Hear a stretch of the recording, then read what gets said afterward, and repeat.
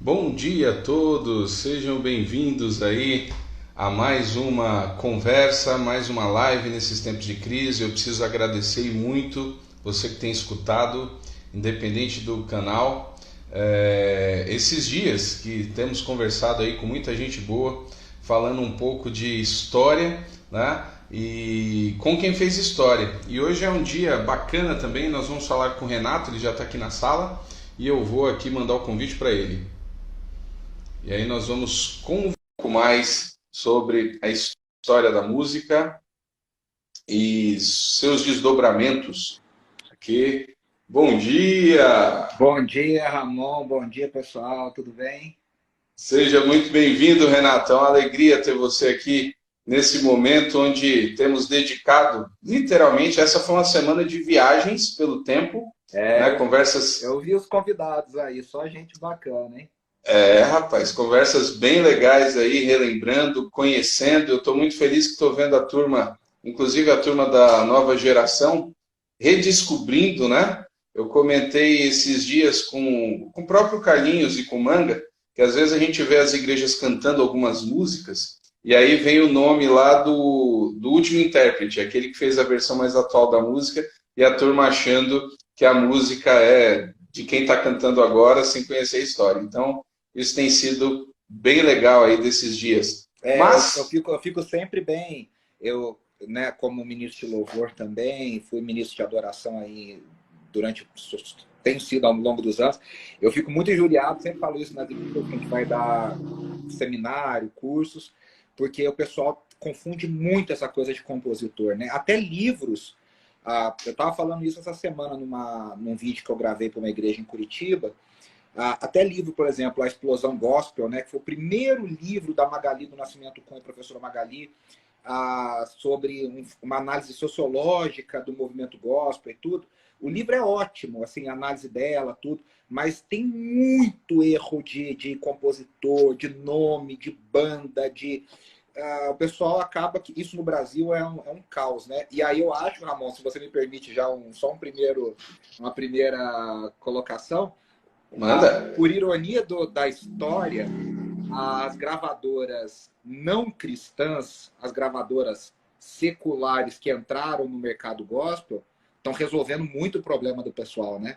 O ASAP mesmo sempre fala que tinha a música dele que nunca tinha sido catalogada. E a Som Livre foi lá, catalogou, arrumou, corrigiu. Então isso é um pandemônio no Brasil. Eu lembrei de uma história que envolve essa questão de composição. Eu trabalhava em Vencedores quando o Padre Marcelo lançou o primeiro CD dele. E o primeiro CD do Padre Marcelo é basicamente uma coletânea de músicas que as igrejas cantavam na década de 80 até metade da década de 90. E, obviamente, que o Padre Marcelo não tinha conhecimentos assim real dos compositores, e ele colocou tudo domínio público nas músicas. E aquele CD vendeu assim horrores, né? Até hoje um dos mais vendidos, acho que é o mais vendido dele. E naquelas músicas ele gravou A Alegria Está no Coração. E essa música, que é um corinho aí que as igrejas cantam até hoje, em acampamento e reuniões mais informais, né? E essa música é do Vavá Rodrigues, que foi de Vencedores e tem toda uma carreira. E aí o Vavá chegou um dia lá contando, ele entrou com um processo na época, e aí a gravadora, eu não lembro qual era a gravadora dele na época, não teve problema nenhum com isso, fez um baita acordo, porque o CD tinha vendido muito, e aí nas edições seguintes os compositores foram entrando e a gravadora foi registrando. Mas isso no meio evangélico vou usar a expressão aqui, talvez agora esteja melhorando, mas era muito desorganizado, né? Muito desorganizado, e quando a gente está falando aqui, talvez, a gente ainda está analisando com uma boa vontade. Além de ser mal organizado, às vezes é com má intenção, né? E a gente conhece os bastidores aí, não vou mencionar porque a gente não pode falar isso em público, mas quantas pessoas e quantos artistas já brigaram aí com gravadoras, porque o negócio é barra pesada, né? O É. Ramon, você falou do BPC, a Lucitânia me escreveu ontem e hoje, eu trabalhei com a Lu nos últimos 6 anos, a Andressa Yolanda é BNU, E ela me escreveu, falou, o Ramon trabalhou com a gente no VTC, nosso amigo de longa data, vai ser muito bom. Longa data. Ela falou que agora ela está na aula de italiano, mas que assim que ela sair da aula, ela e o Assir vão assistir a live, estão acompanhando também. Bacana. O Assir acompanhou a semana toda, basicamente, foi bem legal. Foi meu primeiro emprego, eu entrei como office boy. A galera nem sabe o que é office boy hoje em dia. E eu entrei lá e aí eu me apaixonei. E eu quero saber contigo, você também é jovem e você é um pesquisador, né? Ministro de louvor, pesquisador. Como é que a música entrou na sua vida a ponto de te apaixonar desse jeito? Ramon, na verdade é assim, eu nasci em Poços de Caldas, sul de Minas Gerais. A minha história é um passeio pelo mundo evangélico. Eu estava até falando com a Lucitânia, o Bomilcar, essa semana a gente estava pensando no material, em alguma coisa, e eu estava falando justamente isso. Eu nasci em Poços de Caldas, eu tenho 35 anos, nasci em 85, e a minha família, meu pai e minha mãe sempre foram muito ligados com, embora não sejam músicos, mas a família do meu pai é uma família muito musical, a família da minha mãe um pouco menos, mas o pessoal sempre gostou de ouvir, participar. Então eu nasci ouvindo Vencedores, Azaf, Ademar, Guilherme Kerr, Morumbi. Então, assim, eu não lembro quando que isso entrou na minha vida. Eu simplesmente... Isso é uma coisa que sempre fez parte, né? Sempre fez parte. E aí, então, assim, a família do meu pai se reunia, meus tios cantando Luiz de Carvalho e toda essa coisa. No Ministério de Louvor, eu entrei com 8 anos de idade. Eu era da igreja... A minha família toda em Poços de Caldas é da igreja metodista. E eu entrei com 8 anos de idade, bem naquela transição, no começo dos anos 90, da transição para o movimento de louvor e adoração nas igrejas, com banda, com tudo aquilo. Então eu comecei no Reto Projetor e depois, com 10, 11 anos, já estava tocando na igreja, tocando assim, aos poucos, cantando. Com 15 já era ministro de louvor da igreja. E as coisas na minha vida assim, foram muito precoces. E aí o legal, Ramon, é que assim, com 9 anos eu descobri Ronquinol. Fantástico. Foi 90, assim que chegou aqui no Brasil pela Bom Pastora, o God is Able, em 94. Tinha uma livraria evangélica lá em Poços que chegava os discos, eu já ia, eu conhecia os vendedores, eu era amigo, eu ficava lá e tal. E aí eu me apaixonei por aquilo. E aí eu comecei a pesquisar muito Integrity Music, Osana Music. E assim, eu vou te mostrar, eu vou pedir a licença. Opa! Só para te mostrar aqui. Eu nunca. Olha, Deus que me perdoe, mas vou te mostrar. Olha isso aqui. Eu também tenho meu cantinho, aqui, que maravilha. A minha coleção de Canção, Marcos Witt, Wiener, de Integrity, são 2 colunas dessa atrás. Eu era apaixonado, viciado. E aí, o que acontece? As coisas vão acontecendo de uma forma muito louca, né? Você comprava os VHS, né? Eu comprava VHS, eu tenho CD, eu tenho tudo. E aí, é isso aí. Eu não tenho coragem de jogar fora, Ramon, não consigo. É igual, minha esposa chega para mim, sobe no quartinho da bagunça, né? E diz, você não vai se desfazer? Aí eu olho, aí os meus filhos, pai, é tudo na internet. Aí eu olho e falo assim, mas eu gosto de pegar o encarte. Eu gosto de ver, de ler. E eu também não consigo. Eu não consigo. E aí eu sei que eu me apaixonei com esse negócio. E aí eu fui conhecendo. Eu não falava inglês na época. Eu sabia as ministrações do Ronquinol de cor. E dali fui conhecendo Don Moen, Kent Henry, Paul Wilbur e toda essa galera. Bob Fitts. E aí, com 17 anos, eu conheci o Ministério Adoração Adoradores. Depois eu trabalhei com uma sala aqui em São Paulo. O mundo é muito pequeno. E aí a Integrity fez um instituto aqui, e chamava Integrity Worship Institute. E eu fui o aluno mais novo dessa turma. Eu tinha 17 anos de idade, e aí eu participei dessa turma. E assim, eu me formei nesse instituto depois, e a gente acabou criando uma amizade muito grande. Até hoje eu tenho amizade com o Mike Coleman, que foi o fundador da Integrity, diretor de troca e-mail, conversa. Eu estou conversando com ele, Ramon. A gente tem uma proposta de escrever um livro sobre a história da Integrity. Isso é a influência no mundo inteiro. Não tem isso. Então eu quero... E a gente está conversando, e aí envolveria Don Moen, uma galera. Mas assim... E aí foi assim que eu me apaixonei. Aí logo depois, Ramon, eu fui com 19 anos, eu fui para Belo Horizonte. na primeira turma do CTMDT, o Centro de Treinamento Ministerial Diante do Trono. Estava surgindo. Uau! E aí eu estudei lá. Vamos só abrir um parênteses aqui, que eu quero aproveitar o gancho. Explica rápido qual era a ligação e como era a questão da Darlene com a Osana Musical Integrity. Porque tinha uma ligação, não tinha? Sim. Aliás, é isso aí que você falou de Lencarte, mudou, foi a minha ligação. O que acontece? Eu lia muito encarte. Eu era viciado em ler encarte. Então eu sabia a banda do Rocknoli de corda, a Integrity de corda, o Diante do Trono, tal. E aí um dia eu estava lendo o encarte da...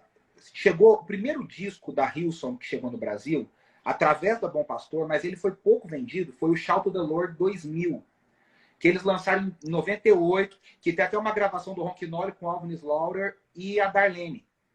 Isso, eu tinha, eu tinha esse. Esse disco é incrível, que na verdade é uma coletânea das melhores músicas da... Porque o que acontece? A Hillsong surgiu na Austrália. E quando chegou nos Estados Unidos, a Integrity que lançou eles nos Estados Unidos.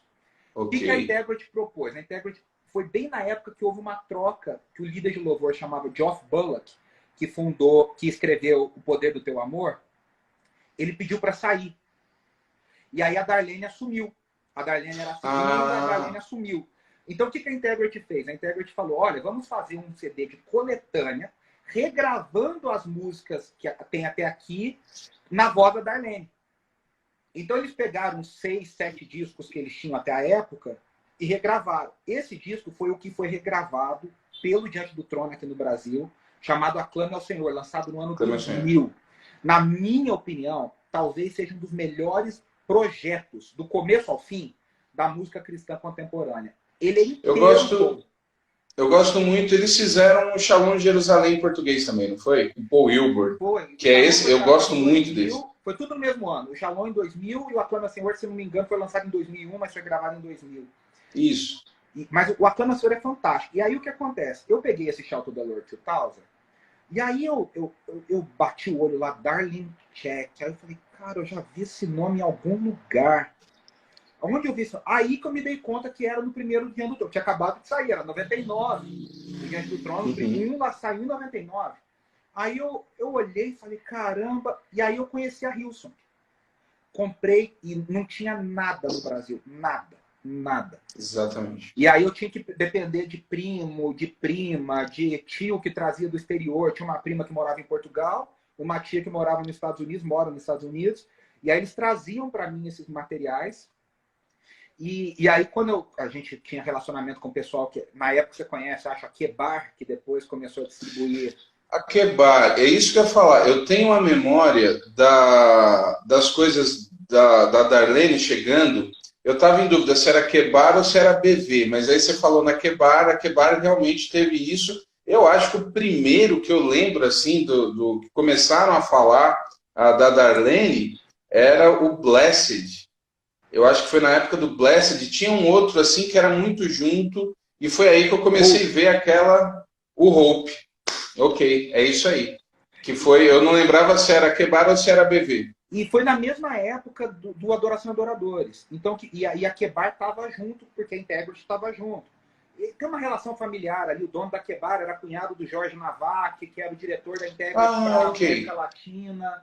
E aí o que acontece? Eu acabei a gente começou fazendo uma pressão na Kebar, no Clóvis, na galera. Vamos trazer. Foi na mesma época que a Aline Bastos gravou o Bem-Aventurado, o Blessed. É porque assim, né? E aí uma outra coincidência. Nessa época, a Hillsong demitiu não, mandou embora, sei lá. Enfim, chegaram a um acordo lá, o líder musical, que foi o Russell Frager, que era o cara que deu a cara da Hillsong desde o início até 2001. Em 2002, assume Ruben Morgan. E aí o Blessed faz a virada, aquela virada musical que é o que a gente conhece hoje no Brasil como worship, né? Que começou lá em 2002 com a Hillsong, no Blessed. O Blessed é um CD completamente diferente na história da Hillsong, né?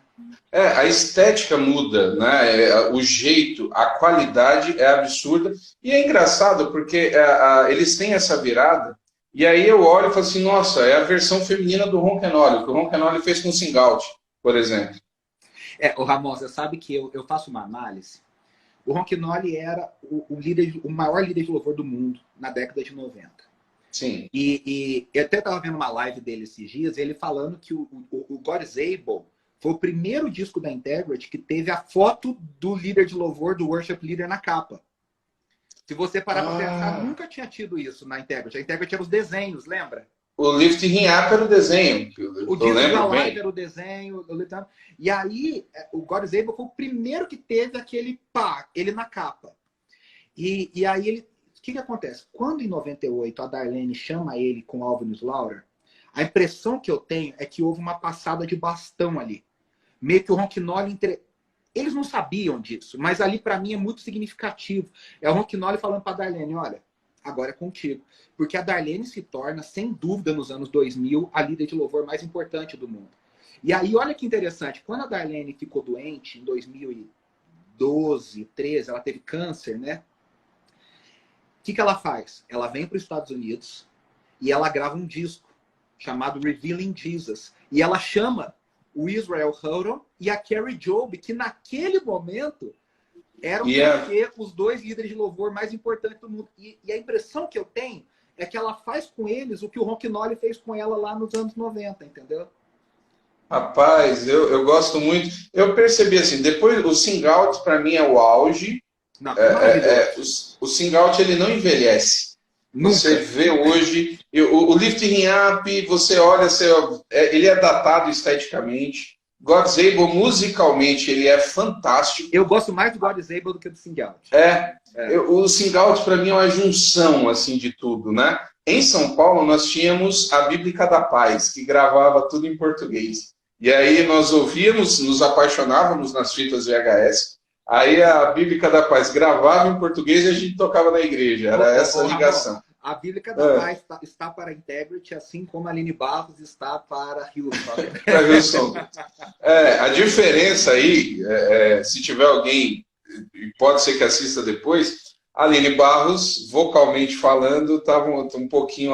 As regravações da Aline são muito boas, né? Com relação aí a questão toda, a Bíblica da Paz, o vocal era meio complicado às vezes. O vocal era complicado, mas eu acho que em termos de letra, em termos de versão... As traduções, né? A Bíblica da Paz é melhor que a Aline. A Aline tem algumas versões dela que são de chorar de ruim. Tem um negócio interessante nisso de versão, é uma conversa, e a gente vai passeando pelos assuntos. Tem uma música da Vineyard que o Michael Smith gravou num dos melhores discos dele, que é o Worship, o vermelhinho, que é aquela que no Brasil ficou conhecido com Perto Quero Estar. Draw Me Close, chama o original. É isso aí. E uma vez eu perguntei para o pessoal do Vineyard, a Vineyard chegou no Brasil por VPC, né? Depois eles estiveram na Aliança, bem na época que eu fui para a Aliança também, que eu trabalhava, eles chegaram. E eu perguntei... Exatamente. E eu perguntei para eles, cara, por que vocês não gravam Aperto Quero Estar? Porque é uma música Vineyard. Eles estavam fechando o repertório para Grande Deus, o primeiro CD deles na Aliança. E aí eles falaram para mim, o Milton, ele falou, cara, a versão do Toque no Altar está tão difundida que não vale a pena para a gente gravar com a letra original, com a versão correta. Para quem não sabe, né, Ramon? A versão do Toque no Altar não é uma versão. Eles praticamente fizeram outra música. A única coisa mantida do original é a primeira frase. Perto quero estar. O resto todinho é outra letra. E é interessante, esse projeto do Michael W. Smith é interessante. Eu estava até falando com a Andressa aqui, já estava perguntando e estava conversando sobre isso. O Michael W. Smith teve uma sacada muito grande. E ele fez o que no mundo do marketing se chama de reposicionamento de marca, né? Porque sim, quem conhece na geração mais de 20 anos para cá, o Michael W. Smith é o worship, o Michael W. Smith é a adoração. E o Michael W. Smith ele era pop. Ele era pop completamente. Ele era um Backstreet Boys. Tem uma música que a Aline Barros regravou, que é uma que... Ela acho que foi no Sem Limites. Que é aquela... Menina. É isso aí, essa música mesmo. Ela é muito pop. Tem uns vídeos no YouTube que você acha. Michael Smith cabeludo, blusa vermelha, dançando. Se mexendo, dançando. Ele era um estilo completamente diferente. Eu tava vendo, a gente tava assistindo aqui esses dias de quarentena, a gente tava vendo alguns filmes antigos. E a gente tava assistindo Letra e Música com Hugh Grant e a Drew Barrymore. Fantástico. E eu adoro esse filme. E aí eu tava falando pra Andressa, falei assim, o Michael W. Smith é isso aí, o Hugh Grant na pop. Ele é isso. Boa. E aí ele faz aquela... A mérito do Michael W. Smith é fazer aquele repertório, né? Aquela set list dele com as melhores. E ele relança as músicas. A Draw Me Close é uma música que tinha passado desapercebida pelo mundo, né? A própria Lord, I Give You My Heart, da Julia Morgan, não era uma música... Porque essa música foi gravada no original no Touching Heaven, Changing Earth, em 98, na Hillsong. E esse disco é tão bom, tão bom, tão bom, que essa música, no meio dessas todas, se perdeu. E aí o Michael W. Smith vai lá e pinça essa música e relança. Ele grava o Above All, né, do Paul Baloche. O Paul Baloche é um querido, a gente, inclusive, conversa bastante. Estamos pensando em trazê-lo para o Imersão IACA 2021, se Deus quiser. Uau! Paul Baloche. E ele sempre fala, olha, tem gente que acha que essa música é do Michael W. Smith até hoje. Porque ficou, né? Não tem jeito. Nós entramos aí pela Integrity, pela Hillsong, e você ia começar a falar da tua experiência no Instituto do Diante do Trono. Então, conta aí. E aí, em 2004, eu fui para a primeira turma do Diante do Trono, do CTMDT. A minha história é muito atrelada ao CTMDT, por quê? Em 2005 eu me formei, e no dia da formatura, Ana Paula, na hora que me deu o canudo, ela falou no meu ouvido assim: meu pai quer conversar com você. Ela falou: meu pai quer conversar com você. E ele quer que você fique aqui ano que vem. Vamos conversar. Aí a minha família tinha toda ido para Belo Horizonte, para a formatura. Eles trouxeram as minhas coisas e eu fiquei. Aí fui conversar com o pastor Márcio me falou: olha, eu queria ver se a gente podia te aproveitar de alguma forma. Aí a Ana Paula falou: a gente quer que você fique no seu TMDT, mas era um começo. E aí, resumo da ópera, eu comecei no CTMDT em 2006, sem um cargo definido, sem salário. O que eu tinha era comida e hospedagem. E aí as coisas foram acontecendo, virei professor. Em 2007 eu abri essa matéria de História da Música Cristã, ainda muito incipiente. Em 2009 eu levei 40 alunos no Som do Céu, 25 anos. Está até registrado pelo Marcelo Galberto no livro de 25 anos do Som do Céu. Porque eles tomaram um susto. O Marcelo falou: Renato, eu nunca imaginei que um seminário do Diante do Trono fosse se interessar pelo Som do Céu. E aí a gente começou uma aproximação com Carlinhos Veiga, com Gerson Borges, mais próximo. Aí eu levei Bomilcar no CTMDT. Eu levei o Estênio Márcios no CTMDT. Caramba! Levamos o Lobos. E aí eu trabalhei, Ramon. Aí comecei a dar aula de liderança de louvor com a Ana Paula. A gente começou dividindo. Em 2009, a Ana foi para os Estados Unidos de novo. E aí eu assumi a disciplina. Aí foi nessa época que ela me incentivou. Eu escrevi um livro que faz 10 anos que foi lançado, que é o Mergulhando na Adoração, que é basicamente um resumo do Ministério de Louvor, assim, do começo até a prática. Graças a Deus, é um livro que já vendeu 7 mil cópias no Brasil todo. E isso para o Brasil é muita coisa, ainda mais para um livro independente. E tem sido usado aí ao longo dos anos por equipes de louvor. E assim, eu fiquei no CTMDT até 2012, integralmente. Depois eu voltei em 2014 com a Andressa, 2015 e 2017 como professor convidado de História da Música Cristã Contemporânea. Ali no CTMDT eu tive mais de 700, 750 alunos do Brasil e do mundo. E assim, eu sou muito grato. Tenho divergências teológicas? Tem divergências teológicas. Mas amo a Ana, amo o coração. Acho assim, a obra do Diante do Trono. São músicas maravilhosas. Acho que muito reformado tem preconceito.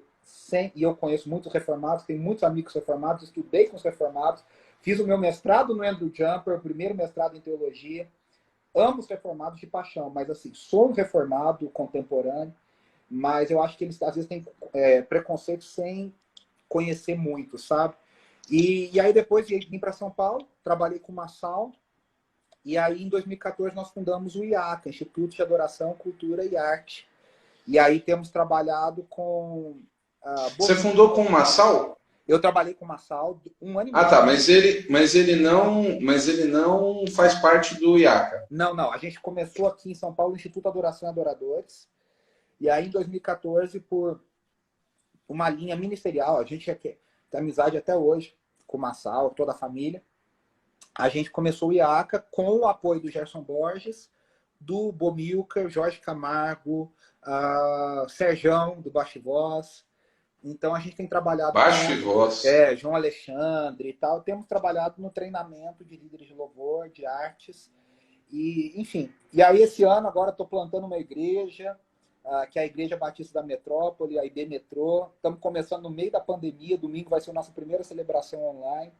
E aí, estamos aí. E, assim, a história da música, como, né, ficou aqui, acho que claro. Amo essa coisa da pesquisa, tenho militado ao longo disso, divulgado isso, dado workshop sobre isso, porque eu acho que isso muda. Até estava te falando, né, no Andrew Jumper, quando eu fui falar com o Weber Júnior, que foi meu orientador, o Weber Júnior falou, olha, você vai escrever sobre música. Eu falei, mas eu não quero. Ele falou, mas ninguém vai escrever sobre música aqui, eu quero que você escreva. E aí eu fiz uma análise teológica do movimento de louvor e adoração.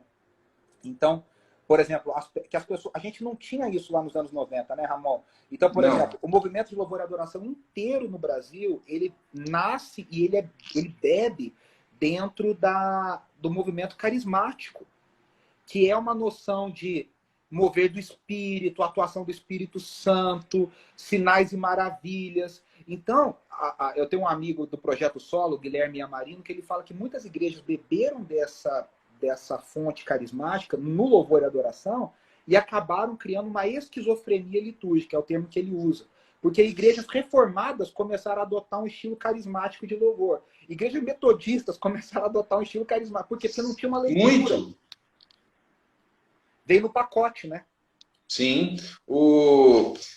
Eu não sei se você tem essa leitura, é claro, eu não sou acadêmico na área de música, então essa coisa de música vem muito da minha própria experiência, minha paixão com a música, e vendo literalmente o surgimento. Eu sou só 5 anos mais velho que você, eu sou de 80, e eu sempre, meus pais, eles não tocam, mas também música lá em casa. Meu pai chegava e dava de presente vinil, sabe assim? Era um presente que ele dava para minha mãe, eu me apaixonei pelo vinil, era um negócio assim muito bacana. Os movimentos não nascem coordenados, mas a gente tem, por exemplo, e é curioso porque no sul do Brasil vem o Asaf Borba. Né? No mesmo ano ele se converte do Ademar, os dois se convertem sem se conhecerem. É interessante essas coisas. Doido isso. E o sul, em termos de igreja evangélica, é um dos estados mais complicados. Né? A cultura no sul ela não é evangélica. E o Asaf, lá no Rio Grande do Sul, ele influenciado, ele fala da influência de vencedores, mas ele tem muito dessa questão, como você colocou, carismática, né, assim, no estilo de louvor, e as comunidades vão brotando sem nenhuma conexão, porque hoje é diferente, hoje as pessoas, alguns até brincam e dizem que são franquias, né? Hoje as pessoas nascem com estilo e tal, mas elas vão brotando. Você tem esse movimento no Sul.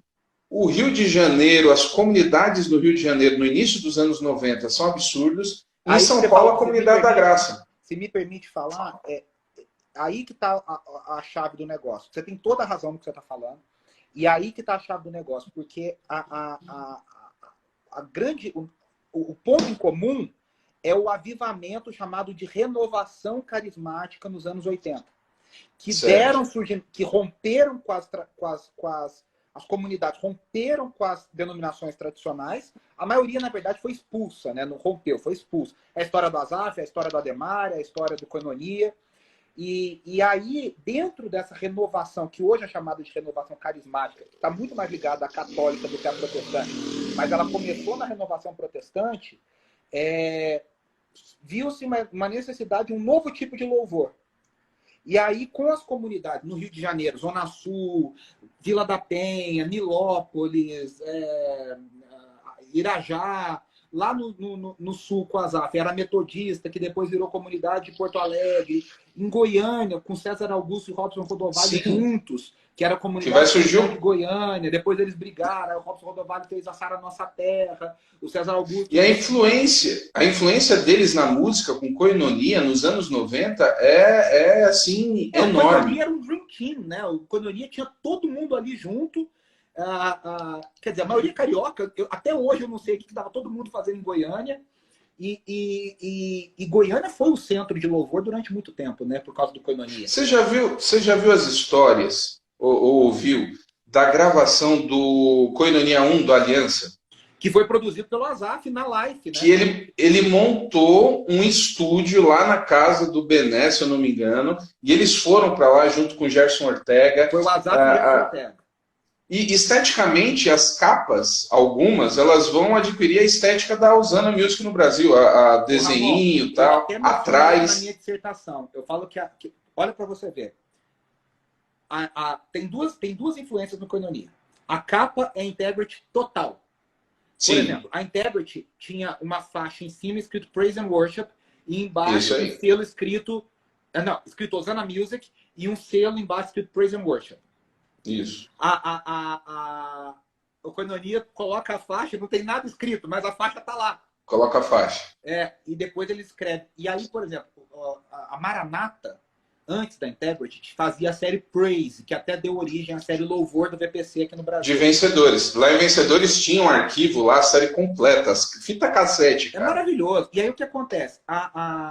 Como já tinha Louvor do Vencedores, eles colocaram adoração.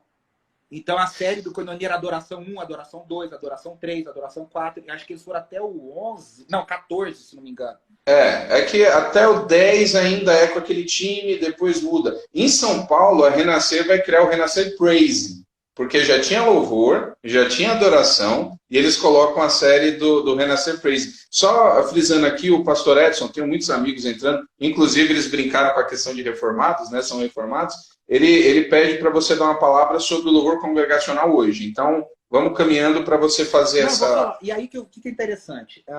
Eu estava na PUC, agora eu terminei o mestrado em setembro, eu fiz uma análise sobre o papel do louvor congregacional na mudança litúrgica.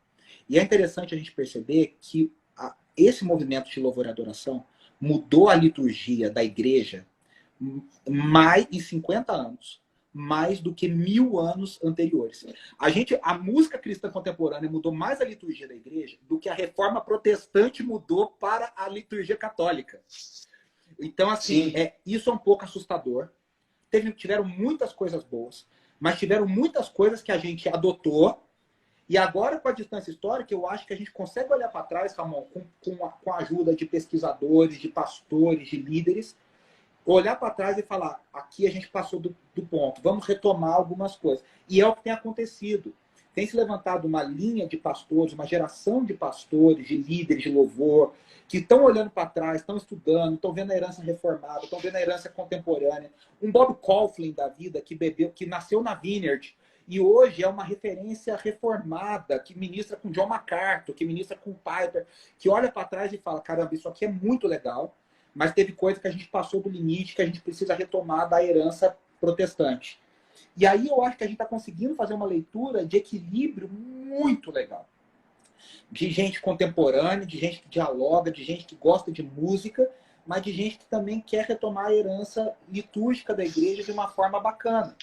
Então, assim, o louvor congregacional no Brasil, ele passa por toda porque o que acontece? A Integrity americana é bom para formatar as coisas, sabe disso? Eles vendem o pacote completo. Então, o pacote Praise and Worship, ele vem completo. Por exemplo, uma característica do Praise and Worship, cantar sobre tabernáculo. Uhum. Quantas canções a gente tem que cantar? Não, sing out é o tabernáculo todo. A gente tem lá o Kent Henry na versão da Azaf Borba do Rio de Vida, em 1996, que era uma versão da Integrity, que ele grava. Quando entra em tua presença. Esse disco é bom também, viu? Portas do louvor. O Liquinato, entrarei em tua presença. Beto Tavares, na época que estava na 8ª presbiteriana de BH, o irmão do Celso, né, o Beto, da Vineyard hoje, Vineyard Piratininga, que compôs lá Além do véu tu estás. Ele tem um CD solo muito bacana. Essa música é linda. Essa música é linda. O Eli Soares regravou essa música. Ah, é? No CD dele, acho que é Memórias, ele gravou essa música. Eu amo essa música do Beto. O Beto é um querido amigo. Então, assim, mas você vê que o Marcos Witt escreve um livro chamado Adoremos, que ele fala, lançado pela editora Betânia, estava até esgotado, que ele fala sobre o tabernáculo. Então, era uma temática muito importante, era o tabernáculo.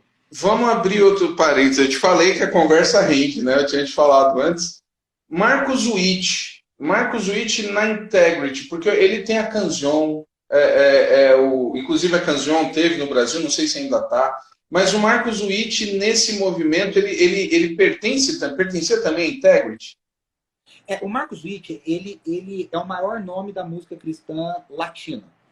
Isso. O Brasil não faz parte da América Latina, embora muita gente tenha me dizer, porque o Brasil não é de fala hispânica. O Brasil é outro. Ele nunca gravou um álbum no Brasil, apesar de ter gravado em português. Ele gravou em português o Venceu.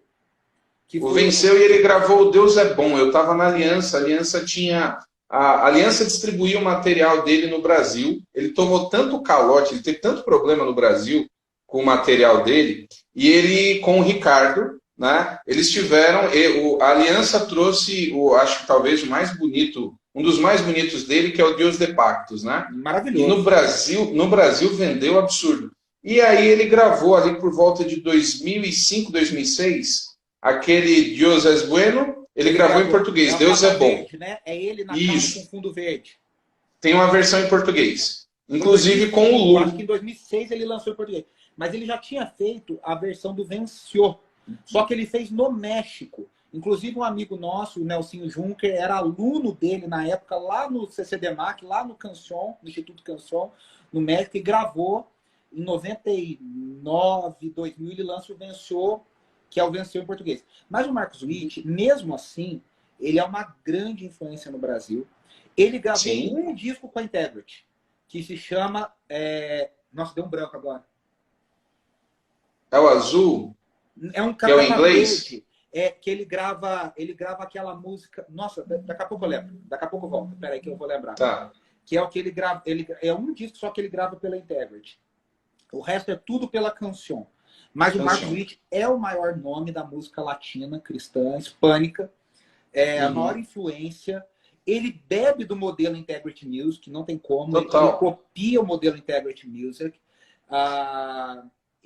Mas assim, o Marcos Witt tem uma característica muito grande, muito própria, né?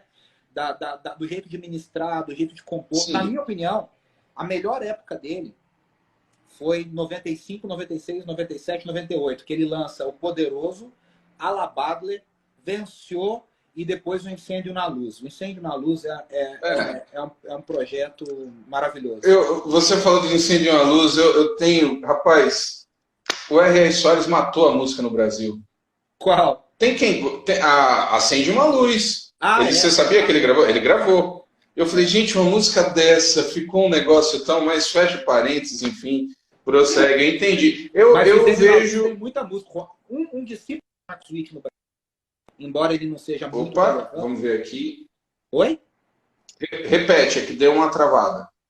Voltamos? Pode falar. Voltou. Um outro discípulo do Marcos Witt no Brasil é o Ronaldo Bezerra, né? Que foi aluno do Marcos Witt e gravou Jesus, tu és meu bom pastor, tu conheces. Então, assim... Eu te louvarei, ele que trouxe para o Brasil, que não é do Marcos Witt, né? Isso. Então, assim, que aí vem muito dessa onda, quem bebe vem muito nessa linha. O Ademar gravou um disco inteiro do Marcos Witt, né? Ele fez a versão do Você e Eu, Tu e Eu. Sim, verdade. E em 98, o Ademar vai gravar em Jerusalém com o Marcos Witt, no CD que ele canta a música, o Marcos Witt fala desde São Paulo, Brasil, Ademar. Sim, Ademar. É verdade. Um jeito então, bem peculiar. Então você estava falando disso, e aí no louvor congregacional, nessa ponte, né, que você está vendo da reflexão dos excessos com equilíbrio. E assim, o que acontece? A gente tem no Brasil algumas coisas que a história explica. Por exemplo, no Brasil, o Guilherme Kerr ficou como um grande reformado, né, Ramon? O Guilherme Kerr é celebrado no Brasil como um cara reformado. E o Guilherme Kerr não é reformado. O Guilherme Kerr, ele é carismático de origem teológica. Guilherme Kerr crê no poder do Espírito, crê na ministração profética. Mas pelo momento histórico, ele trabalhou com Ari Veloso era reformado. Batista do Morumbi. Na fundação da Batista do Morumbi. E ficou. Aí a galera, os reformados falam, porque, nossa, o Adhemar, o Azaf, porque é antigo. Mas se a gente analisar, olha, eu sou muito amigo do Adhemar, você também é amigo do Azaf, tem grande amizade com a Ana Paula, e eu vou te falar, a teologia do Azaf e do Adhemar é praticamente idêntica à teologia da Ana Paula. Uhum. Só que na época não tinha rede social, não tinha Instagram, não tinha tanta exposição. E aí, pelo critério de antiguidade, vai ficando, a pessoa fala, que maravilhoso, nossa. E é o Guilherme que é. Então, assim, não estou dizendo que está errado, não estou dizendo nada disso. Eu estou dizendo só que as pessoas acabaram criando algumas categorias que não existem. Aí a gente olha para trás hoje e fala, caramba, olha que legal. E aí a gente consegue transitar tentando aproveitar com equilíbrio o melhor desses mundos. E isso, para mim, é muito legal. Você falou da questão dos excessos, né? E, de fato, quando você falou que foi com a turma lá do Instituto, lá do Diante do Trono, no Som do Céu, nossa, porque realmente você... Engraçado que hoje a palavra é muito assim, polarização, falando hoje, dos últimos 5 anos. Mas no meio da igreja, no meio do louvor, essa polarização, ela data do início das gravações dos discos, né? Então, na década de 80, na década de 90, eu estava em São Paulo. Então, você tem a questão do movimento que vai surgindo em São Paulo, e aí você tem a questão do gospel, do rock, e aí você tinha a polarização. Dentro das próprias igrejas tradicionais batistas, você tinha corinho, cantor cristão. A área da música sempre traz essas divisões. Nos Estados Unidos, eles têm um termo para isso, né? Que é a chamada Worship Wars, que são as guerras de adoração. E olha, tem livros inteiros escritos de autores renomados. Nós temos a Marva Dahl, que é uma luterana, temos o John Frame, o apologista reformado, que escreveram livros sobre essas guerras de adoração. A Worship Wars. Então, assim, no Brasil isso foi muito forte nos anos 90, né? Sim, muito forte. Então, por exemplo, eu lembro de uma situação emblemática, e isso tem a ver com a influência da própria Integrity. Trabalhava em Vencedores, então eu ia em muita livraria, eu fazia entrega, eu cheguei a fazer entrega de vinil, caixa de vinil, cara. Então você imagina, levando para Bom Pastor no centro. Parece outro mundo, né? Outro mundo. Quando eu lembro, gente, eu embalava vinil em 96. O CD no Brasil, ele pega mesmo por volta de 98. 98 acho que tem a transição total, aí você tem vinil. Mas saiu, do Diante do Trono, saiu o VHS do primeiro. Então eu estava fazendo as entregas, observando aquelas mudanças, as comunidades, Aline Barros estourando, né, ali em 95, 96. A comunidade Vila da Penha, ela ganha uma projeção com a Aline Barros, Ramon, né? Você me permite fazer só um adendo sobre isso? Porque, assim, a Aline Barros, ela era parte da Vila da Penha, como você falou. Sim, filha do pastor. Ela com 16 anos, em 94, com consagração. Mas a Aline Barros, ela era uma solista, ela era uma cantora. Porque o que acontece? A gente tem que lembrar todo o contexto histórico. Ela teve aquele escândalo na Xuxa. Sim, Minha Rainha. Em 95, que ela canta Minha Rainha, Minha Fada Encantada, você é iluminada pelos laços. E aí o que acontece? O pai dela recolhe a Aline, e aí ela lança o que para mim ainda é o melhor disco dela, que é o Sem Limites. Produzido pelo Roupa Nova. E ela era cantora. A Aline não era ministra de louvor. Tanto que a Aline até hoje não é uma grande ministra de louvor. Né? A primeira worship leader no padrão Integrity, tá travando para você aí? Não.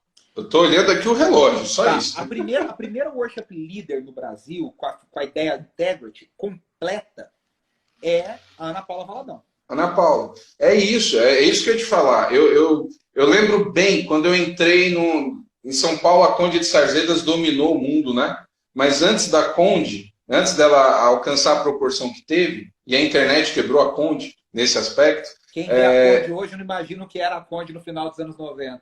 Não, imagina. A Conde de Sarzedas mudou uma data da Expo Cristã, acho que de 2004. Eles mudaram por causa de uma questão, porque a Conde influenciava na Expo Cristã. Os caras vinham para comprar na Conde, não na Expo, né? Só curiosidade. Eu amava. Tinham as distribuidoras nas galerias do centro de São Paulo, da 24 de maio. E aí eu vou fazer uma entrega, entro lá numa das lojinhas, cara, cartaz para todo lado. Não era o ministério, o primeiro não sai como Diante do Trono, um ministério diante do trono. Igreja Batista da Lagoinha, Diante do Trono. Eu acho a capa mais feia das séries todas. O cartaz era horrível, mas quando eu entro, vou citar aqui, o dono da loja era o Haroldo Vasconcelos, depois ele cantou até no Som Maior. Está escutando Aclame ao Senhor na voz da Nívia, porque quem grava primeiro é a Nívia Soares, é ela que canta num. E na igreja, o grupo de louvor estava começando. A Nívia ainda era Nívia Costa, ela não era casada. Verdade, Nívia Costa que está acreditado. E eu cheguei, ouvi a música, fiquei apaixonado. Eu gosto muito da Nívia, da voz da Nívia. A Nívia é uma grande amiga, beijo pra ela. E eu fiquei ali ouvindo, falei, cara, o que é isso? E aí ele me disse, estou distribuindo, porque o Diante do Trono não tinha achado distribuidor em lugar nenhum, em São Paulo, inclusive as pessoas não acreditavam, e ele colocou o VHS. Quando eu bati o olho, vi a estética, todos muito novos, estamos falando de 98, 99, Ana Paula né? tinha 21, o André tinha 18 nessa época. Aquele blazer com aquela gola, aquela coisa assim. Mas esteticamente, na hora eu me lembrei, eu falei, cara, Integrity. Você quer que eu te fale uma curiosidade? Diga. A Ana Paula tinha acabado de voltar dos Estados Unidos. O disco que Sim. tinha sido lançado naquele ano, em 90, eles gravaram dia 31 de janeiro de 98. O disco lançado em 97 pela Hillsong, nos Estados Unidos, era o God's in the House. O God's in the House, a Darlene está com uma camisa branca e um sobretudo preto. É a mesma roupa que a Ana usa na gravação do Diante do Trono 1. Até essa influência do vestuário é igual. No God's in the House, ela gravou Te Agradeço. A Ana Paula conhece o Te Agradeço do Dennis Jernigan e regrava no português. Agora, essa história do Diante do Trono 1 é muito legal, Ramon, porque assim, eles não imaginavam. Eles fizeram 5.000 cópias. E eles tiveram que vender vale CD, porque eles não tinham dinheiro para gravar. O CD foi gravado dia 31 de janeiro e foi lançado em novembro. Havia um boato na Lagoinha que o Diante do Trono tinha roubado o dinheiro da galera. Eles fizeram 5.000 cópias. Esse disco vendeu 1 milhão. Sim, foi um absurdo. Agora, ele estourou um pouco, ele estourou quase um ano depois, né? E aí tem... E a gente precisa lembrar o pessoal, situar, eu sempre falo, a Igreja Batista da Lagoinha, para os padrões brasileiros e batistas, ela sempre foi uma igreja grande. A Igreja Batista da Lagoinha é uma das igrejas que vai dar sustentação ao surgimento dos batistas renovados, batistas nacionais. A Batista Nacional. A Lagoinha, junto com o Ernesto Tonini, era o José Rego do Nascimento. O José Rego do Nascimento, fundador da Lagoinha, foi junto com o Ernesto Tonini, o fundador da Batista Nacional. Exatamente. São um dos que vão dar sustentação para esse movimento dentro dos batistas. Então, sempre foi uma igreja grande. E eu lembro que eu observei isso até o Preciso de Ti. Eu li lá, no primeiro, não sei se os textos mudaram, né, com o passar do tempo, mas eu lembro bem que no primeiro era assim, 7.000 adoradores diante do trono se reúnem, tal. Aí vai para o segundo, que eu acho que é o CD menos trabalhado deles, o Exaltado. Porque o 1 estourou em cima. O que acontece com o Exaltado? O Exaltado foi gravado em 99. E foi quando o Diante do Trono 1 estourou no resto do Brasil. Isso. Então, e aí logo depois eles gravam em 2000 Águas Purificadoras, que foi aquele sucesso todo. Que foi um sucesso. E então, ele fica exprimido. Ele ficou prensado entre esses dois. E tem uma das músicas mais bonitas do Diante do Trono, que eu acho que é Dona do Meu Coração. Não, pra mim, eu falei pra Ana esses dias, eu mandei uma mensagem, porque esses dias ela comemorou 20 anos da gravação. E eu mandei pra ela, falei, Ana, na minha opinião, o Exaltado é o melhor projeto do Diante do Trono. Do começo ao fim, o Exaltado tem Exaltado em Santidade, que é uma música maravilhosa do Diante do Trono. Tem a própria Exaltado, tem Santo Deus, tem Amigo Fiel, Dono do Meu Coração. Amigo Fiel, verdade. Cara, esse disco é inteiro maravilhoso. Mas mesmo assim, no Exaltado já tinha lá, acho que era 7, aí depois foi para 9, já foi, falei, nossa, no início dos anos 2000 isso, né? Aí vai para o Águas Purificadoras, que aí eu acho que já vai para assim, tipo 12.000 pessoas, e aí chega na gravação do Preciso de Ti, no Mineirão, que é trocentas mil pessoas, a gente vai acompanhando essa escala. Foi o recorde público do antigo Mineirão. É um negócio... Então, eles vão ganhando essa projeção, mas quando eu, lá em 90, final de 98, eu conheci o Diante do Trono muito no começo mesmo do CD, antes dele estourar.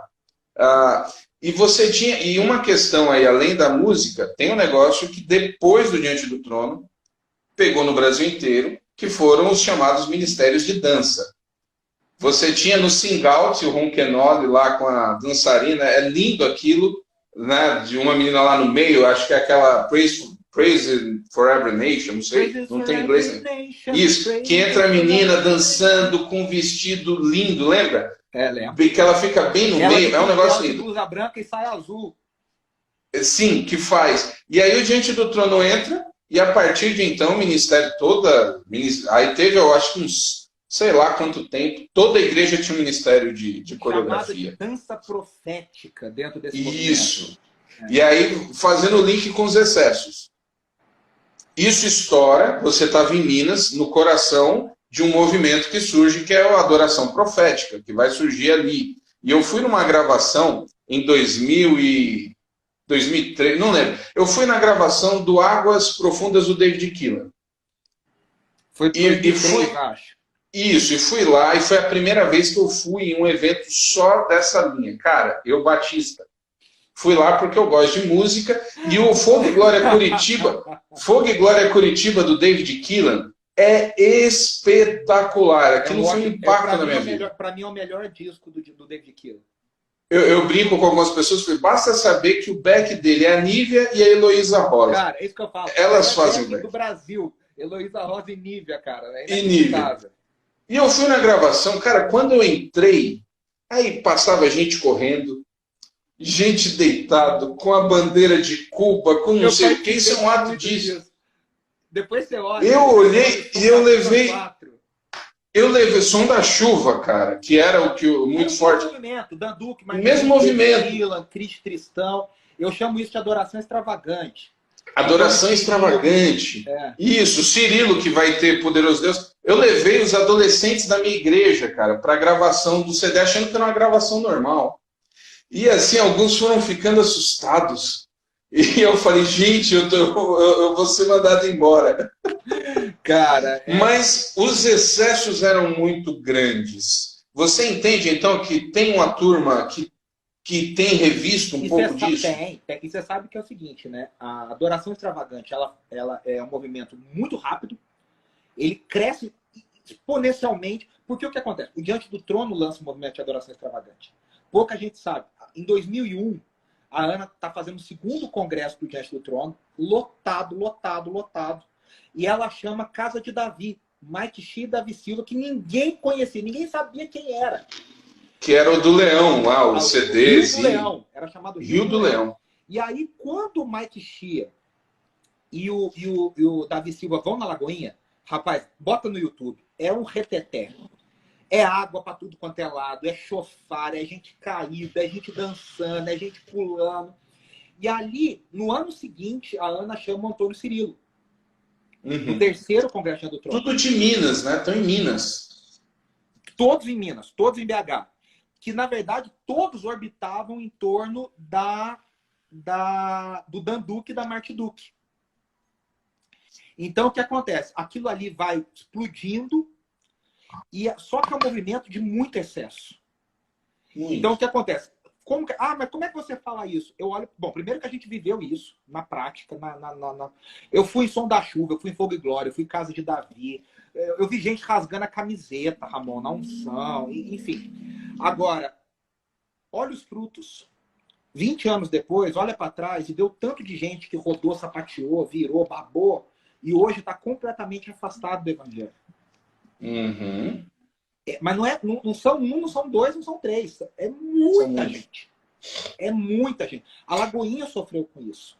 Então, mas assim, ao mesmo tempo tem muita coisa interessante. A Nívia é um bom exemplo disso. A Nívia, ela é fruto do movimento extravagante. Quem conhece a Nívia como amiga, como pessoa, ela é extravagante. Só que as canções dela são cristocêntricas, são bíblicas, a administração... Cara, ela tem uma, Emanuel. É maravilhoso. Cara, aquela música, ela é assim um negócio. Vou fazer a propaganda, hein? Vou fazer a Diga. propaganda que o João Paulo vai ficar feliz com a Rádio Transmundial. Daqui a 3 semanas vai sair o meu. Daqui a 2 semanas, sem ser essa, daqui a 2 sextas-feiras, sai o episódio do meu podcast, hashtag Adoração pela Rádio Transmundial, com a Nívia, que eu gravei com a Nívia. Oh, que privilégio. O João Paulo, eu estudei muito com ele, né, cara? Ele tem um lance de. Não sei, cara. Fala direito, mano. O pessoal conhece o João Paulo, vai entender. Eu conheci a Ana Paula Valadão, ela participa do, se eu não me engano, ela cantou com a turma do Print. Ela cantou no Louvores da Garotada. Isso, Louvores da Garotada. E eu conheci a Ana, conheci assim, musicalmente falando, cara, cantando com Sóstenes Mendes, Santa Teu Nome. Maravilhoso. Que era um nome da época ali, a Igreja Batista Getsemane, né? Inclusive ele gravou. Não sei onde ele está. Ela fala que a primeira experiência de gravação dela foi com Sóstenes. Ela grava esse Santo é o Teu Nome, que é lindo esse disco. A voz da Ana tá incrível nesse disco. Ela tinha 16 anos. Mas ela grava antes com ele um disco, não sei se você conhece, Ramon, que é maravilhoso, do Sóstenes, pela Getsemane, que se chama Rei do Universo. Você já viu esse disco? O Vencedores chegou a distribuir a Getsemane. Rei do Universo, viemos te louvar. Cara, é lindo. Eu ouvi. Ele tinha um da capa azul. É esse? Não, esse é meio amarelo. É meio amarelo. Assim, cara, é lindo. Assim, eu trabalhava, eu comecei na expedição e tudo ia para lá. Cara, eu passava o dia ouvindo todo tipo de música que chegava, porque Vencedores, na década de 90, é uma das grandes distribuidoras de material, de CD, de disco, no cassete. No pastor já falindo, né? Já baixando a bola, né? E chegava muita coisa para Vencedores. Tanto é que chegou em Vencedores, que tem toda uma... Logos, o Vencedores remasterizou o Grupo Elo. Então, eu conheci o Grupo Elo, até pela minha idade, obviamente, o Elo acabou no início dos anos 80, eu conheci em Vencedores quando chegaram os CDs remasterizados. Então, chegava muita coisa e eu ouvia o Assir, ele participa, né, e com certeza vai ouvir isso aqui depois, ele brincava assim, Ramon, você não rejeita nada, você escuta tudo. E tem uma história engraçada, porque o Assir entra na... Você conheceu a sede de Vencedores? O escritório lá no Brooklyn? Bastante. Então, era lá no fundo, na casa do fundo, a expedição. Então eu chegava e ficava lá. Aí um dia o Assir chega e eu estou escutando, cara, assim, alucinadamente o Diante do Trono 1, por causa da música que a igreja cantava. Aí o Assir chega e fala assim, você conhece isso aqui? Aí eu olhei para ele e falei, você conhece? Falei para ele, cara, isso aqui vai pegar, muito antes de estourar. E o Assir falou assim, pois é, rapaz, a Ana, ela até viu para a gente distribuir, mas não deu muito certo, não sei o que e tal. E passou acho que 1 ano e meio assim, entrou na sala e falou, cara, eu devia ter dado um jeito, né? Porque o Diante do Trono, ele vai montar um sistema de distribuição e vai ter uma empresa há muito tempo, mas antes eles... 4 andares. A empresa tinha era impressionante. Foi na época que eu trabalhei, que eu vivi lá. Mas, Ramon, em termos de sucesso, não teve nada igual no Brasil, igual dentro do Trono. E não vai ter. Porque agora o sucesso está muito diluído. Porque agora está tudo muito diluído. Então, aquela época era uma época ainda dos poucos, dos grandes, né, por causa do momento. Eu conversei a primeira live, eu estou aproveitando, eu sou pastor de igreja local, eu amo história da música, o máximo que eu fazia era escrever alguns textos, eu nunca tinha conseguido organizar. Eu estou aproveitando essa fase para fazer as lives, né, e deixar registrado, depois eu subo para o Face e tal, e o YouTube. Eu conversei com o Fábio Sampaio, foi a primeira live que eu fiz. Querido, que está em São Paulo, na Presbiteriana, fazendo um trabalho fantástico, e a música que ele lançou agora é linda. E ele diz algo interessante. Ele diz que a última grande unanimidade, que foi o Diante do Trono, o Thales flertou com isso e aí teve os problemas. E ele disse que está tudo pulverizado e ele também não acredita que surja mais algo. Você também concordo com o Fábio. A última unanimidade foi Diante do Trono. O Thales chegou perto, mas o Thales não teve sustentação. Ele não teve condição pessoal. Porque, cá entre nós, ser unanimidade é muito pesado. E a Ana Sim. só conseguiu ser o que ela foi, porque ela sofreu muito. A história dela, assim, ela conta isso muito abertamente. Ela sofreu muito, Ô, chorou Renato, muito. Foi. espera só um pouquinho. O Instagram vai derrubar. Eu vou fazer o seguinte: para a gente fechar esse assunto, eu vou encerrar essa e a gente abre mais uma para fechar, né, e poder se despedir direitinho. Pode ser? Renato, antes de você entrar, eu estava comentando, não sei se você escutou, eu falei que eu começo dizendo não vou passar, né, não vai ficar cumprido, mas o assunto rende e a importância é muito grande. Ô, Ramon, Né? a gente tem que fazer outra live, outro dia, para falar sobre a história do Renascer. Renascer Sim. Praise, a importância do Renascer Praise. Falar a história, a importância do Diante do Trono na moldagem do movimento de louvor e adoração no Brasil. Cara, tem muito assunto para falar sobre isso. Esses movimentos, não dá tempo, né? Muita coisa que as pessoas nem imaginam. Hoje você tem, como a própria igreja, o movimento evangélico no Brasil, ele explodiu nos últimos 10 anos, mais ou menos isso, talvez 15 anos. É um cenário assim completamente diferente. E tem muita gente que se converteu nesse período e que acha e vê a igreja nesse cenário. Aqueles que cresceram na igreja, como é o meu caso, o seu, chegando aí nos 40 anos, cara, é outra igreja. E as referências, e a gente está diante de um movimento. É outro, a forma de assimilação é outra, a maturidade das equipes de louvor é outra. Isso. Então, assim, tudo é muito diferente. E aí a gente está falando de 20 anos atrás, cara, era uma coisa assim, completamente diferente. A forma como a gente acessava, como a gente chegava, como a gente tinha acesso à cifra, como a gente... E se a gente volta mais ainda na época da Batista do Morumbi, era muito diferente ainda. Então, quer dizer... Tem gente que nem sabe, por exemplo, você falou da Batista do Morumbi. A importância da Igreja Batista no Morumbi pós-vencedores. Vencedores também dão uma live, né? Tudo que eles quebraram, tudo que eles fizeram. Dá para fazer uma live só de vencedores.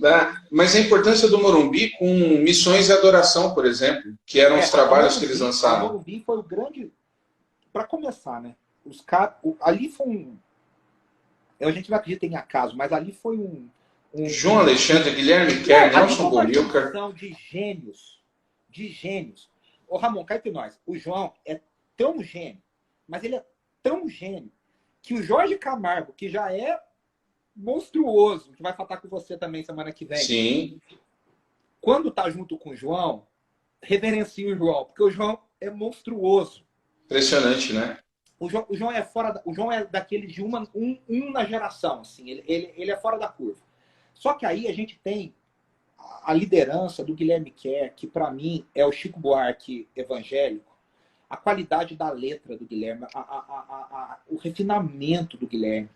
E aí fazendo música que é aquela geração pós-vencedores, né? Eles ficaram velhos para VPC, tão quariveloso, o Guilherme consegue ter dinheiro e condição para contratar essa galera. Então vem Guilherme, a segunda liderança é o Bomilcar, e aí vem o Heather chegando, se agregando. O Heather era fantástico. Que era o Jorge Camargo e o João Alexandre, que na época eram muito jovens. Né? O Jorge, que é considerado o timbre mais bonito daquela geração. E assim, cara, aquilo ali tem as cantatas, Vento Livre. Sim. A Consola Meu Cantata Luz. Cantata Luz vem depois, né? Tudo ali. A Cantata Luz, que Vencedores distribuía, que foi gravada lá em Goiânia. Cara, aquilo ali é fora do normal. Fora do normal. Aí é a grande questão. Quero ver como você, que é estudante, inclusive, acadêmico, você escreve sobre isso. Nós temos esse movimento, ele se encontra com os louvores de comunidade, você ainda percebe isso ali no meio dos anos 90. A letra é um diferencial. Nós sabemos e já falamos sobre a importância da integrity, inclusive no Diante do Trono, esteticamente o estilo.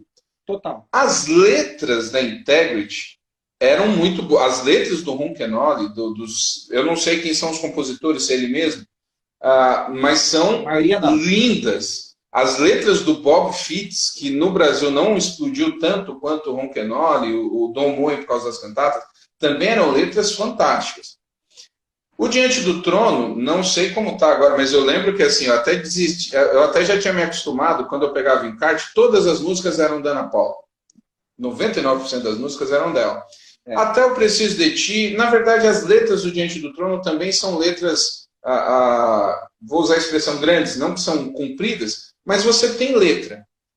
Muita mas letra. Isso parece que se perdeu muito nessa nova, né, nesse momento. Eu acho engraçado as pessoas falarem de worship como se fosse algo novo e estão fazendo o que acontecia no início dos anos 2000 nos Estados Unidos. Mas as letras não surgem. Na adoração extravagante, isso lá nos Estados Unidos é chamado de Modern Worship. Uhum. Mas lá nos Estados Unidos ainda tem letra. Quem é o grande papa desse movimento foi o Matt Redman, um britânico que vem para os Estados Unidos e se associa ao movimento Passion. E aí ele compõe The Heart of Worship, que aqui no Brasil foi o David Keelan que fez a versão que é a essência da adoração. Ah, ok. E aí a maior estudiosa em louvor no mundo se chama Monique Ingalls. E a Monique Ingalls chama isso de invasão britânica, que é esse jeito U2 de fazer louvor. É o jeito Coldplay de fazer louvor.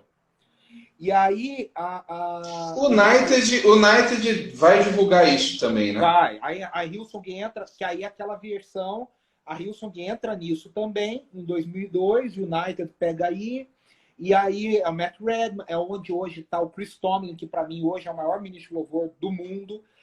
Chris Tomlin, entra Carrie Job depois, entra essa galera. Só que o que acontece? O Brasil passa por essa mudança de letra, de menos letra. Ramon, Diante do Trono tem letras maravilhosas. Asaf tem letras maravilhosas. Delírios. O Renascer Praise tem letras maravilhosas. E aí você pega, quando chega no momento de adoração extravagante, as letras diminuem. Fica eu te amo, eu te quero, eu preciso e tal. E aí acaba que hoje se voltou para uma coisa dessa. Eu acho que a gente está no meio termo. Nós temos músicas que têm letras muito bonitas ainda sendo compostas, mas a maioria são pouquíssima letra e uma letra assim. Para mim, a grande questão de letra é a seguinte: você pega os anos 80, você vai ver que até o meio.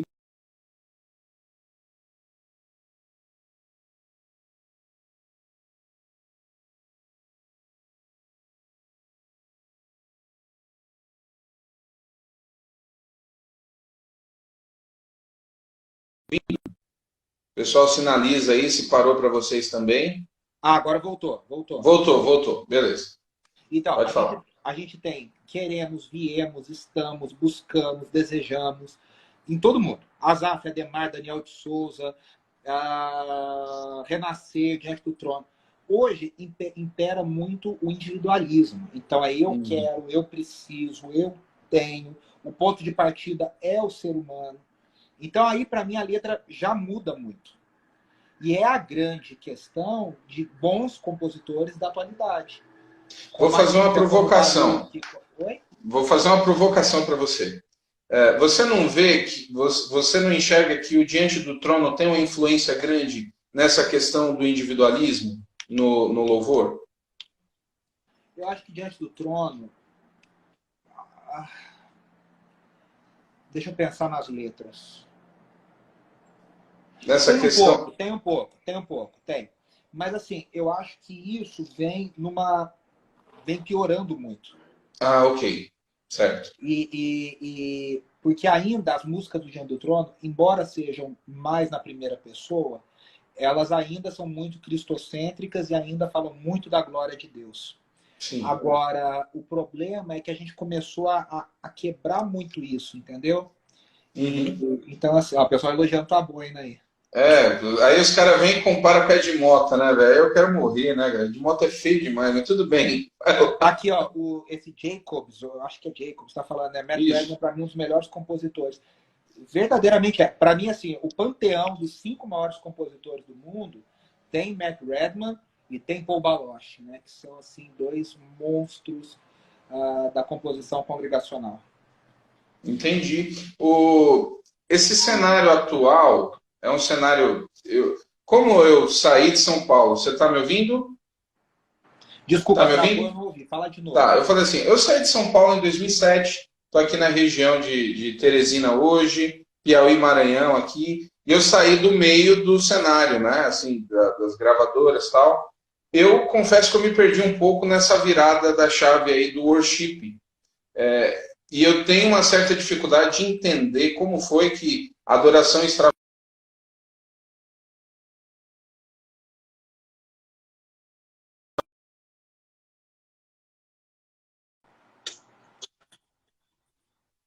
Agora voltou. A tua internet está travando. É a minha aqui que está travando, então? É. Que aparecia. Vamos lá, vamos tentar concluir essa mini aqui do tempo.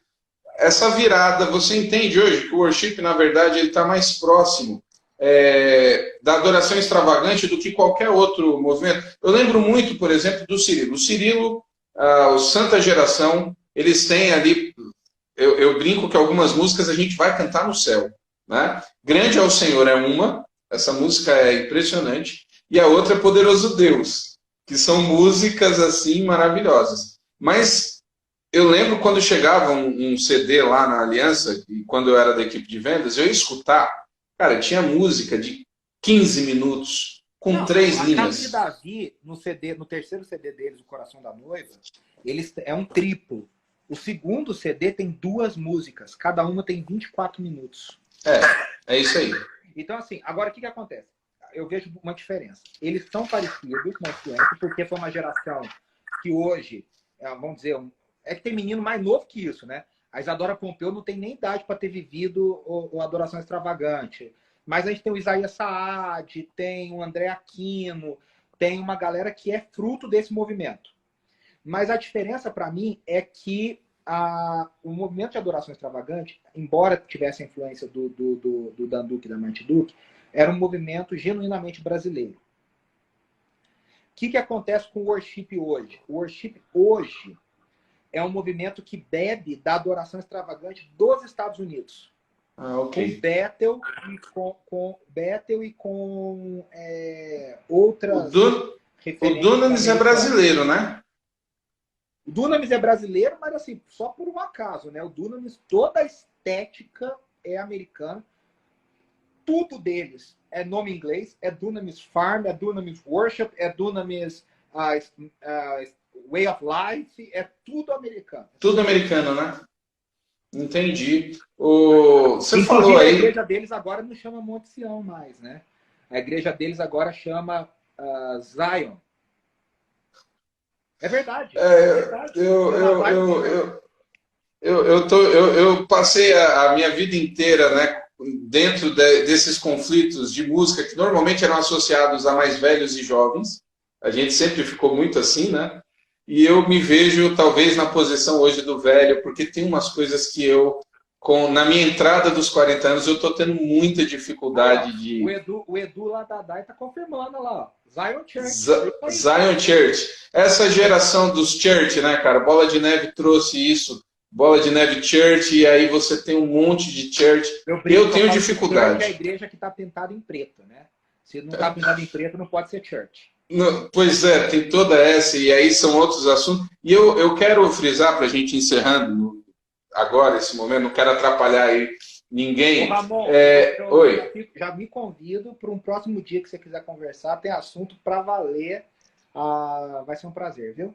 Com certeza, com certeza. É gostoso essa troca, né? Assim, e essa semana eu entrevistei o Cris do Filhos do Homem. Não sei se você conhece. Filhos do Homem é uma banda também, é um ministério que surge ali no início dos anos 2000, Paraná. Que faz uma...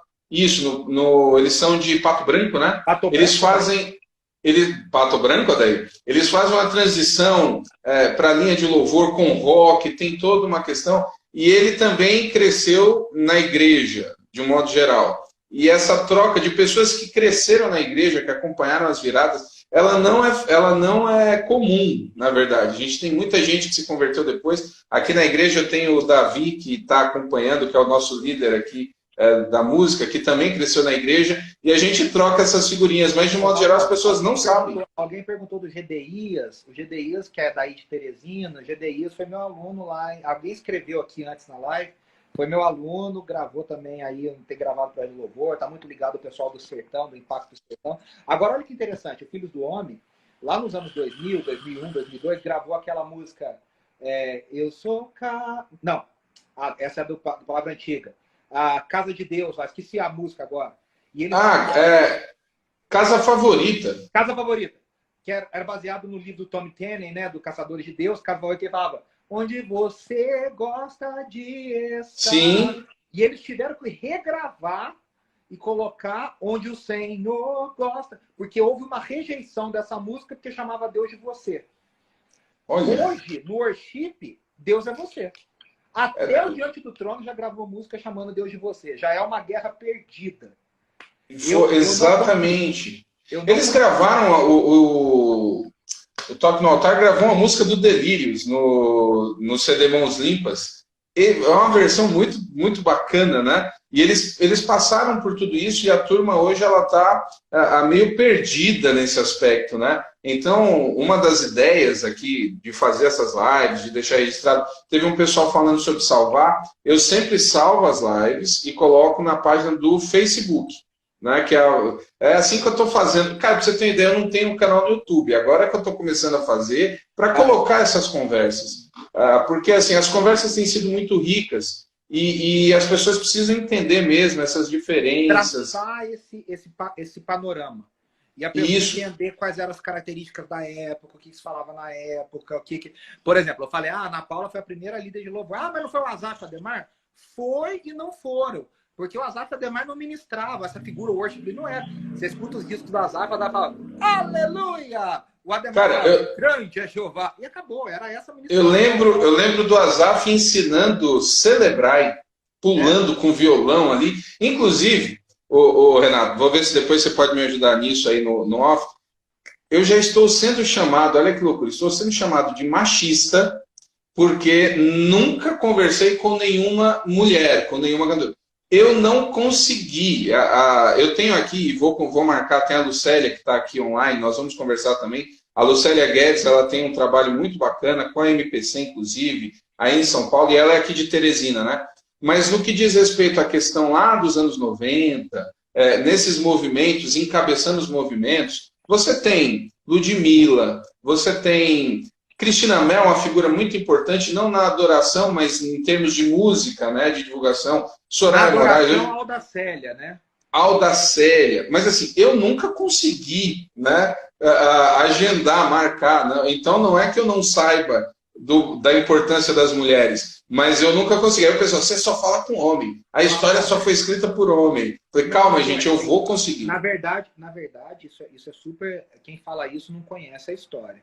As mulheres tiveram um papel fundamental, principalmente na década de 90. Nós estamos falando de Audacélia, nós estamos falando de Ana Paula, nós estamos falando de Sônia Hernandes, nós estamos falando de uma galera que... A Ludmilla na Koinonia. Ludmilla na Koinonia também. Agora, dessas todas, a que mais conhece a história, que conhece o repertório, que reconhece, que sabe, é a Ana Paula, de todas que eu conheço. A Ana Paula, ela é isso. Ela tem uma história com a igreja, ela valoriza, ela conhece, ela bebia em Vencedores, ela bebia de Guilherme Kerr, Batista Morumbi, Wesley Marlene. Esses dias ela me escreveu e falou assim, Renato, quem que cantava essa música? Ela cantou a música, eu falei, isso é Wesley Marlene. Então, quer dizer, ela conhece o Wesley Marlene. Milad. Então, Wesley Marlene, que era do Milad. Dessas todas, a Ana Paula é a que mais conhece, e depois acho que a Lucitânia. A Lucitânia também, por tudo que vem Vencedores, é a que a Audacélia, eu perdi o contato com a Audacélia, mas a Audacélia também viveu muito dessas coisas, né? Mas, a Audacélia, a turma foi para Brasília, que é outra história maravilhosa que a maioria das pessoas não conhece. A turma foi e ficou em Brasília, com Koinonia. A Audacélia ficou com a comunidade de Goiânia, não foi isso? Foi, ela ficou na época que chamava Comunidade Cristã de Goiânia, e ela gravou, o Kleber Lucas ficou com ela no primeiro disco. Se chamava Projeto de Deus. É um disco muito... A minha vida é um projeto de... Se eu não me engano, se a minha memória não trai, é 96 isso. E aí depois ela... Peraí, vamos ver se volta. Voltou. Ela gravou dois projetos. Ela gravou Eu Creio no Poder dos Joelhos que se dobram. Nossa! Esse é lá em Goiânia. Verdade. Ela gravou outra música que fez muito sucesso, que é aquela Obrigado, Jesus, pelo amor que não morre. Essa música é versão? Não, isso é dela. Isso é dela. É dela mesmo, né? É. E aí ela saiu e a igreja mudou de nome, né? Aí o César Augusto virou apóstolo e aí chama Igreja Apostólica Fonte da Vida.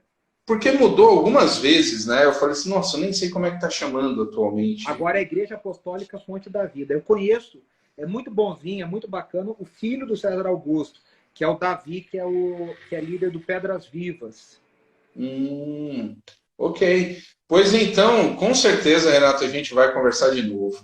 Né? O pessoal que entrou aí pela tua página, pelo teu... Pode se inscrever aqui no Instagram. Segue o Ramon. Isso, porque eu tenho feito... Amanhã eu vou conversar com o Wiltinho, que é do Raízes, de Brasília, que é uma banda também, que por muito tempo o pessoal falava assim, roupa nova, né, estilo roupa nova e tal. E segunda-feira eu vou falar com a Zaf, cara. Segunda-feira tem uma Zaf marcado. Então tem muita coisa boa vindo aí, Jadão, Zé Bruno... e eu fico feliz Jorge que eu tô... Camargo. O Jorge Camargo. Cara, o João Alexandre eu fiz à noite porque era o horário que dava, né? Eu tenho feito nesse... O João não faz. Exatamente. Exatamente. Eu tenho feito nesse horário porque eu não vou atrapalhar a live de ninguém, porque tarde e noite tudo é live, né? Então eu tenho feito nesse horário. Fiz com o Carlinhos Félix ontem, foi uma conversa muito legal, ele contando os bastidores do CD dele. Para mim, o melhor CD do Carlinhos Félix é o ao vivo, que ele fez no Canecão. E ele contando a história dessa gravação, eu fiquei assustado. O Carlinhos é um também que tem muita influência norte-americana, né? Tocando com o pessoal e tal, então... Ô, Ramon, deixa eu fazer uma propaganda. Eu tô vendo aqui o pessoal, quero agradecer aí todo mundo que tá elogiando a conversa, falando, obrigado. Eu gravei no final do ano passado um curso, que vai virar um curso online, que eu conto essa história dos anos 60, 70, 80, 90, eu faço um paralelo. Foram 3 dias de gravação à noite, e aí eu tive a participação do João Alexandre e do Jorge. Então o que eu fui fazendo? Eu fui contando e eles iam cantando. Cara, foi um negócio assim que Deus me deu de presente, Ramon. Se ninguém gostar, já Deus me deu de presente. É o que eu sinto aqui conversando. E na quarta-feira, foi na terça o João e o Jorge, na quarta eu recebi o Bomilcar para a gente falar dos anos 80 e 90.